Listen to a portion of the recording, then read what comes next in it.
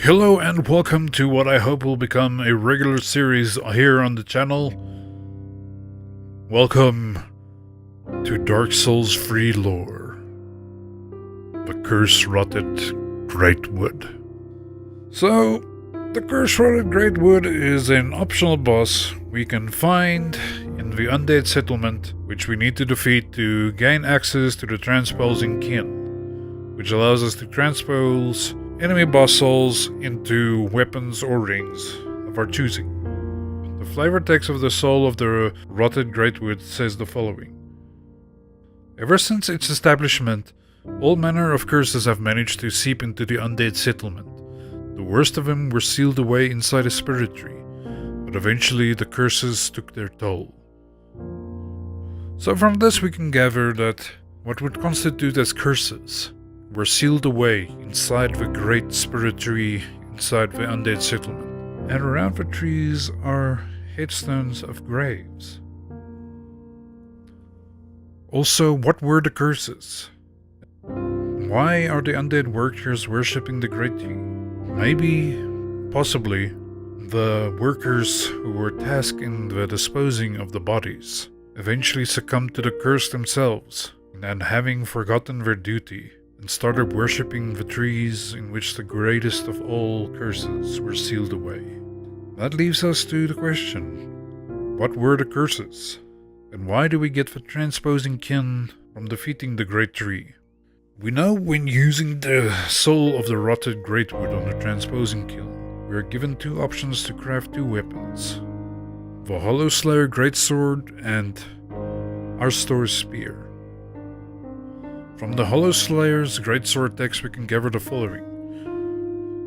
Greatsword used for a lifetime by a masked knight harbors the fear that lurks within the mind of Hollows and is particularly effective against them. Bestowed to a proper Mirror Knight long ago. Who the knight was is not specified, but looking at the design of the sword, it bears a close resemblance to the sword wielded of Lucatiel of Mira. And those of you who played Dark Souls 2 will know that Lucatiel's mask is also in Dark Souls 3. That Lucatiel was indeed a masked knight from Mira in the second game. And that Lucatiel was struck with the undead curse and feared the fading of herself, and that no one would remember her. But, unfortunately, it's not clear if the knight that was sealed away was indeed her, or it might have been another knight from Mira. We unfortunately don't know. Whoever the knight was, he or she was certainly sealed away into the spirit tree, as it was most certainly used against the inhabitants of the Undead settlement. As the flavor text on the sword says, harbors the fears that lurk within the minds of Hollow, and is particularly effective against them. The other item we can transpose from the kiln is Arstor's Spear. The flavor text says the following. One of the curses that festered within the belly of the Greatwood, and a terrible weapon favored by Earl Astor the Impaler. The spear is enwreathed in rotten, heavily poisonous meat. This isn't the first time Arstor's name has been mentioned in Dark Souls. He was mentioned in Dark Souls 1 as well. From the Purging Stone from Dark Souls 1 we gather the following. Ash-colored stone encased in a skull. Secret treasure of Arstor, Earl of Karim. Reduces curse buildup and breaks curse. Humans are helpless against curses and can only redirect their influence. The Purging Stone does not dispel curses, but receives them as a surrogate. The stone itself was once a person or some other being. From different bite rings on Dark Souls 1 we can gather the following. One of the infamous bite rings commissioned by Sir Arstor of Karim. Despite the dreadful rumors surrounding its creation, this ring is an unmistakable asset in its ability to help prevent curses.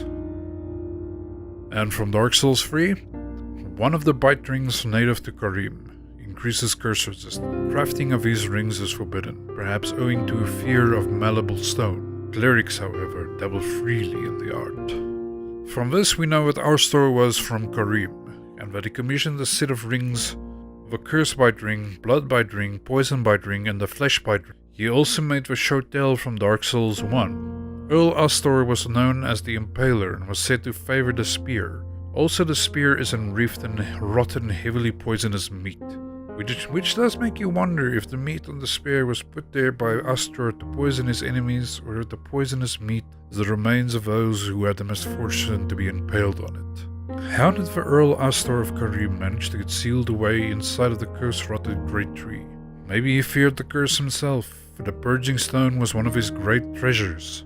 Or maybe he was also looking for a cure for the undead curse which plagued the lands. Or maybe he was seeking the Slayer of Hollows. Or maybe he found his way to the undead settlement, impaling those he would not deem savable from the curse. All we know is that somehow he got sealed away inside of the Great Spirit Tree and became one of the curses, rotting, taking its toll on the Great Tree.